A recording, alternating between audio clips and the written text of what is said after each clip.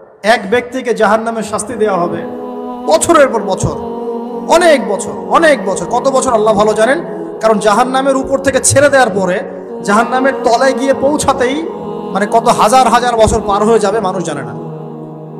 এত গভীর জাহান্নাম, এত গভীর। এখন পড়তে পড়তে পড়তে একটা জায়গা তাকে দাঁড় করিয়ে দেওয়া হবে, আযাব দেওয়া হবে, আযাব দেওয়া হবে, আযাব দেওয়া হবে। এক পর্যায়ে সে চিৎকার করতে থাকবে, ইয়া মান্নান ইয়া হান্নান, ইয়া মান্নান ইয়া হান্নান। এভাবে চিৎকার করতে করতে, এগুলো আল্লাহ পাকের নাম। এগুলো কি আল্লাহ পাকের নাম। আল্লাহ পাক বলবেন, দেখো জাহান্নামের অতল গভীরে কোন আমার বান্দা আমাকে ডাকছে, কি হাজত তার, নিয়ে আসো। ওকে জিজ্ঞাসা করা হবে কি প্রয়োজন।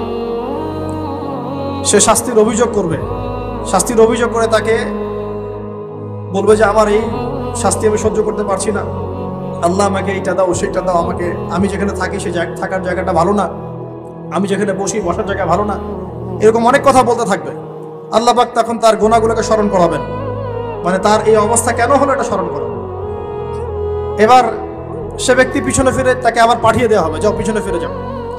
তো যেতে যেতে সে তাকাবে পিছনে ফিরে, বারবার তাকাবে আর বলবে, আল্লাহ তোমার রহমতে আমাকে একবার সেখান থেকে তুমি বের করে নিয়ে আসছো, আল্লাহ দ্বিতীয়বার আমাকে সেখানে পাঠাও, আমি তোমার রহমতের আশা রাখি যে তুমি আমাকে মাফ করে দিবে। আল্লাহ পাক বলবেন, আমার রহমতের ওসিলায় সে আমার কাছে চেয়েছে, যাও আমি তাকে মাফ করে দিলাম। এই জাহান্নাম থেকে বের করেও আল্লাহ পাক অনেক মানুষকে কি করবেন, জান্নাতে দিবেন। আরেক ব্যক্তিকে মাফ করেছেন আল্লাহ রাব্বুল আলামিন, যে তার সন্তানদেরকে বলেছিল আমি মারা গেলে আমার লাশটাকে পুড়িয়ে ফেলবা, অর্ধেক ছাই বাতাসে ভাসিয়ে দিবা, অর্ধেক ছাই সাগরে ভাসিয়ে দিবা, বাতাসে উড়িয়ে দিবা, সাগরে ভাসিয়ে দিবা। আল্লাহ পাক ছাই জড়ো করেছেন, করে বলেছেন কেন করেছো এই কাজ। সে বলবে মিন খাশিয়াতিকা ইয়া রাব্বি, হে আল্লাহ তোমার ভয়ে কাজ করেছিলাম, আর তুমি খুব ভালো করে জানো হে আল্লাহ আমি তোমার ভয়ে করেছি না অন্য কোনো কারণে করেছি। আল্লাহ পাক তাকে বলবেন, যাও আমি তোমাকে মাফ করে দিলাম।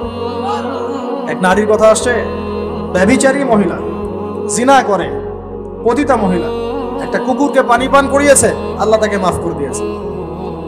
আর একজন লোকের কথা আসছে যে তার বন্ধুকে এতটুকু বলেছিল, একজন ব্যক্তি তার বন্ধুকে এতটুকু বলেছিল যে আল্লাহ তোকে কোনোদিন মাফ করবে না, আল্লাহ তোকে কোনোদিন মাফ করবে না। এরকম কথা কিন্তু আমরা অনেকে বলে ফেলি।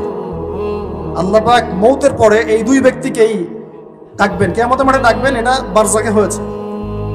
বলবেন আমার রহমত নিয়ে কথা বলার এখতিয়ার তোমাকে কে দিয়েছে, আমি কাকে মাফ করব কাকে করব না এই কথা বলার এখতিয়ার তোমাকে কে দিয়েছে, আজকে আমি তাকে মাফ করে দিলাম, তোমাকে জাহান্নামে দিয়ে দিলাম, চাপ।